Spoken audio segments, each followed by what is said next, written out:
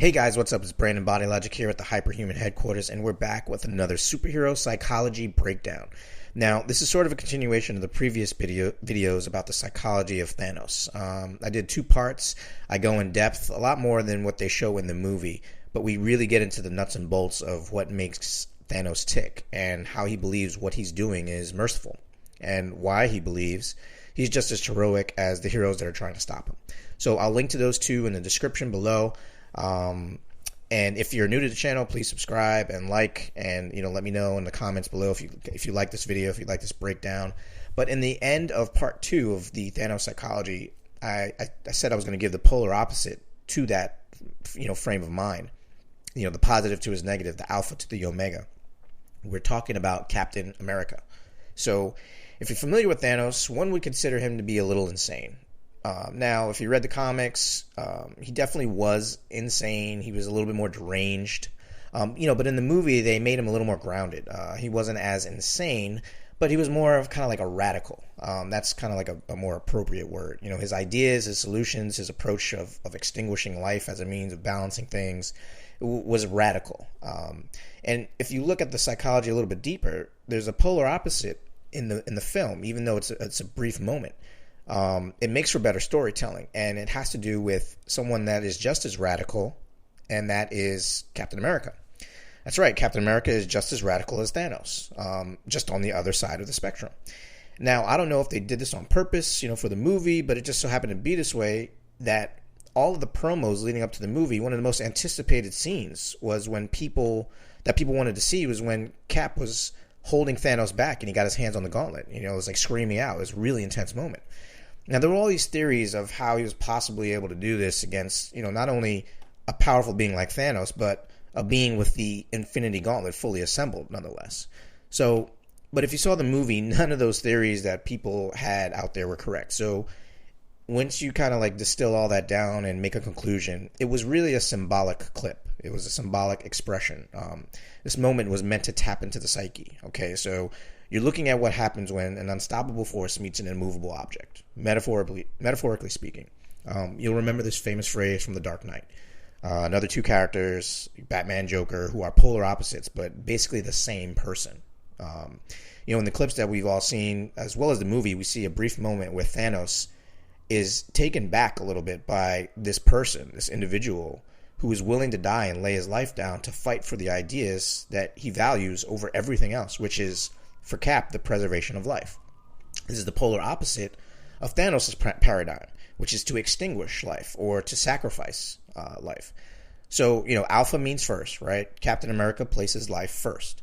Omega, which is the polar opposite, means last. Thanos places life last in the sense of a sacrifice, inevitably being made to bring balance. Polar opposites. So Thanos recognizes that Steve immediately is prepared to do what he must. Now remember, Thanos is very intelligent, very cerebral. He respects will, the will to do what must be done, no matter the cost, the discipline, the code, an unwavering stand, because that's Thanos' own mission. It's his own value system. But at the center of that axiom is him being the deliverer of that message, of that mission. Him dying isn't in the framework. It's not in the equation. He said it in the movie. He's like, I'm a survivor.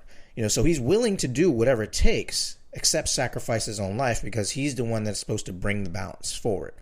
This is very, very different from Captain America. He's the polar opposite. He's willing to do whatever it takes, including sacrifice his life. Now that's a level of dedication. That's a magnitude greater than Thanos is willing to ascribe to. And he realizes it in that moment, even though it's a brief moment. But when Cap is trying to hold him back, Thanos is like, oh wow, this guy is really about to do this. Now we saw a little bit of this recognition of will, so to speak, on the fight on Titan with Tony Stark. But Tony Stark is still a little ego-based. Cap is on another level. If Iron Man had will, on that fight, Cap had indomitable will. Okay, he is the personification and the exact carbon copy of the radical drive that Thanos has. It's just on the other side of the coin. So Cap is actually kind of crazy, but just for different reasons, admirable reasons. If Thanos' solution to things is to sacrifice at all costs, Cap's solution is preservation at all costs. We've seen this on several occasions from him in the various movies. He's of the mind, we all go home or no one goes home. He's unwavering, man. Like, he's just as stubborn and steadfast as Thanos is. I asked for a solution, not an escape plan. It's Rock. Not till everyone's safe. Everyone up here versus everyone down there. There's no map there. I'm not leaving this rock with one civilian on it. Capt believes if a man doesn't stick to his value system, he has no worth, he has no purpose, he's not worth his salt. Thanos says and believes the same thing. If you don't stick to your values and accomplish what you set out to do, you don't deserve to be alive. You know, this is a radical system of operating.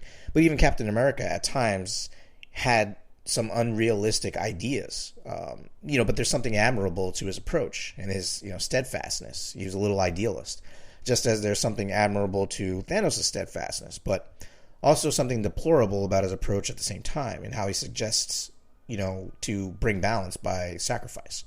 So next time you watch the movie and it gets to that dramatic scene where Cap is trying to hold him back, allow yourself to feel the gravity of these two, massive archetypal forces at play for a brief moment.